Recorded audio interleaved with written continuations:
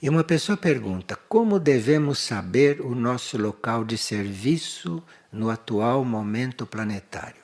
Bem, quando nós nos damos conta de que a lei do serviço é uma das leis da alma, porque a lei do serviço não é uma lei humana, a lei do serviço não é uma lei material. A lei do serviço é uma das leis da alma. E a alma que não serve é uma alma infeliz. A alma que não serve é uma alma que nunca pode encontrar alegria. Então, quando uma alma desperta para o serviço, inicialmente o local é onde ela se encontra. E a tarefa é servir os mais próximos. Isto por regra. Quando a alma desperta, a alma que começa a servir é onde ela está e aqueles que estão mais próximos. Agora, quando a alma já está integrada nesse serviço, que é o início dela, onde ela está, aqueles que estão mais próximos, então, aí ela está no serviço individual e kármico. Realizado esse serviço aos mais próximos e onde a gente se encontra karmicamente, realizado isto, a alma já começa a entrar na sua verdadeira função, porque a alma é grupo, a alma é consciência de grupo. Então a alma, cumprindo o karma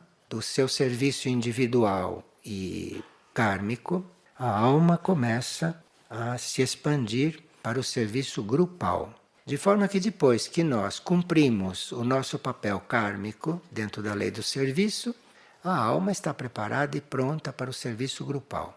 E depois que esta alma já está servindo em grupo, ela entra no serviço planetário. Aí ela vai prestar um serviço que faz parte do plano evolutivo para o planeta. Como devemos saber o nosso local? É onde você está. Você está nessa sala? Então é aqui que você deve servir. Você sai desta sala, você deve servir ali fora. Claro, se você está nesta sala isolado, se você está nessa sala, mas não está em comunhão com todos, que serviço você pode estar prestando, não? Então nós ficamos servindo onde estamos colocados. Isto é que nós temos que aprender. Nós não temos que sair desta sala, não temos que levantar desta cadeira para servir. Você pode servir sentado nesta cadeira, você não está irradiando, sua aura não está entrando pela aura dos outros, então você pode estar servindo.